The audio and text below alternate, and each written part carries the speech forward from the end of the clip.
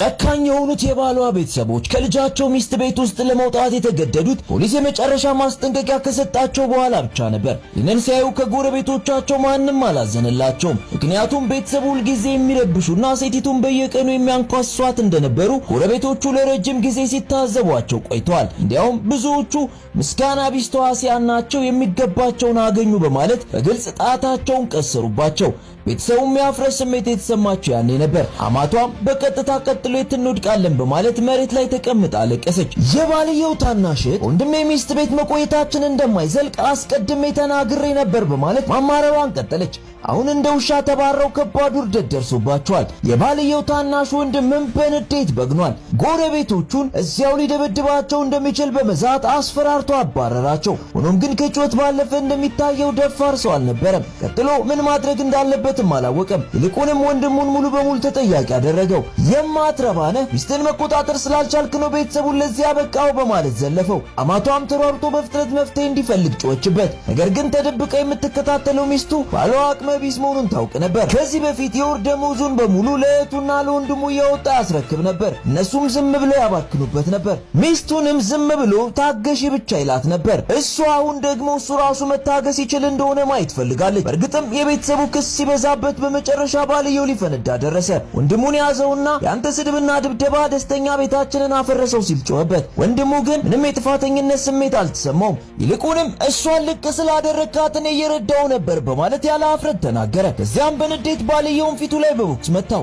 ወንድማማቾቹ ሊጣሉ ሲሉ አማቷ ድንገት ሴቲቱን በመኪና ውስጥ አየቻት።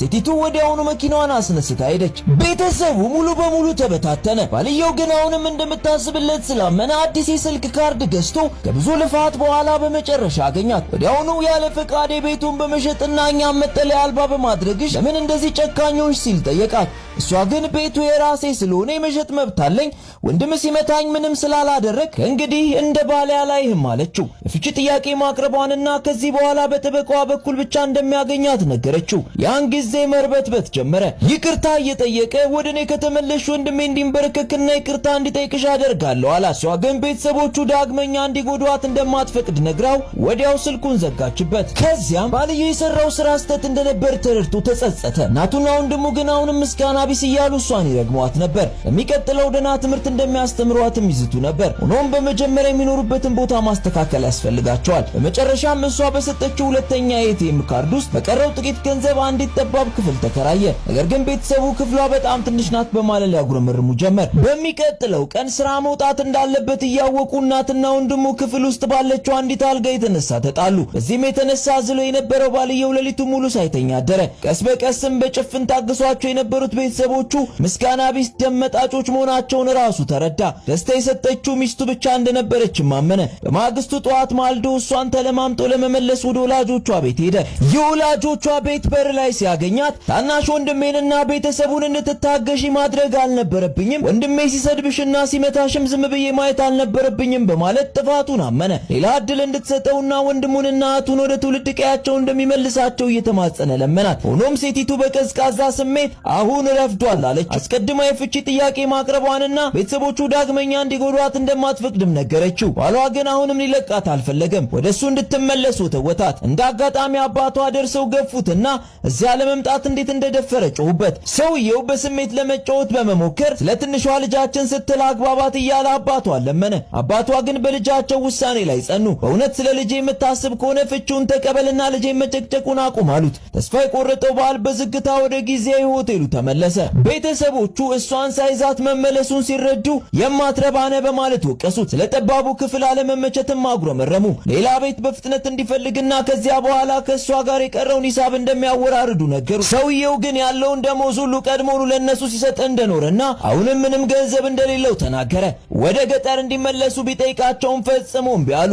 የገጠር ጎረቤቶቻቸው ከተማ ሄደው ተመችቷቸዋል ብለው ስለሚያስቡ ወደዚያ መመለስ ትልቅ ውርደት እንደሆነ ገለጹ። ለሆቴሉ የሚሆን ገንዘብ ከየት እንዳመጣ አስጠይቁት። የሷን ሰፕሊመንታሪ ካርድ ሳይነግራት እንደተጠቀመ ነገራቸው። የወንድሙ ቤተሰቦች በካርዱ ትልቅ ቤት እንዲከራይና ረሃብ ስለገደላቸው ምግብ እንዲገዛ አዘዙት። ሰውየው የቤተሰቡን ራስ ወዳድነት ሌብነት ቢረዳም የጠየቁትን ምግብ ለመግዛት ወደ ሱፐርማርኬት ሄደ። ክፍያ ሲፈጽም ግን ሰፕሊመንተሪ ካርዱ መዘጋቱን አወቀ። አቅም በማጣቱ ጥቂት የሚቀመሱ ነገሮችን ብቻ ገዛ። ይህን አስቸጋሪ ጊዜ ለማለፍ ሲልም ከስራ ባልደረቦቹ ገንዘብ ተበደረ። የዚያን ዕለት ከስራ ሲመለስ ወንድሙ ከሆቴሉ ባለቤት ጋር ሲከራከር አገኘው። ባለቤቱ ከክፍላቸው ውስጥ ከፍተኛ ጩኸት ሰምቶ ነበር። በአንዲት ጠባብ ክፍል ውስጥ ያን ያህል ሰው መታጎሩ ስላስቆጣው ሊያባርራቸው ፈለገ። ወንድሙ በንዴት ሊጣላ ሲል ባልየው በፍጥነት የሆቴሉን ክፍያ በመክፈል በቅርቡ እንደሚለቁ ቃል ገብቶ ባለቤቱን አረጋጋው። ይህንን ያየው ወንድሙ ገንዘብ ያለው መስሎት ነበር። ነገር ግን 1000 ዩዋን ብቻ እንደተበደረ ሲረዳ ልጄ የቆዳ በሽታ ስላለበት ለሕክምና ብዙ ገንዘብ ያስፈልገዋል እያለ ማማረሩን ቀጠለ። በልጄ ላይ አንድ ነገር ቢፈጠር አልምርህም ሲልም ዛተበት። እናቱም ተጨማሪ ገንዘብ እንዲበደሩ ተወተችው። የወንድሙ ሚስት ደግሞ ሴቲቱ ቤቷን በ8 ሚሊዮን ዩዋን ስለሸጠች 5 ሚሊዮኑን ብናገኝ ኑሯችን ይስተካከላል የሚል ሐሳብ አቀረበች። መላው ቤተሰቡ በስግብግብነት በሐሳቡ ተስማሙ። ሰውየው ግን ቤቱ የግል ንብረቷ መሆኑንና ከፍርድ ቤት የፍቺ ማሳሰቢያ እንደደረሰው ነገራቸው። ሕይወታችንን አበላሽታ እንዴት ለመፋታት ትደፍራለች በማለት በንዴት ጮሁ። ባልየውም መቼ ነው ስህተታችሁን የምትረዱት በማለት ሊገስጻቸው ሞከረ። ወንድሙ ግን አቅመ ቢስ ነህ፣ ብትደበድባት ኖሮ ትታዘዝልህ ነበር እንጂ ፍቺ አታስብም ነበር እያለ ጮኸበት። በማግስቱ ባልየው ቢከለክላቸውም መላው ቤተሰብ ወደ ሴቲቱ ቤት በመሄድ ዳግመኛ ረብሻ ለመፍጠር ተነሱ።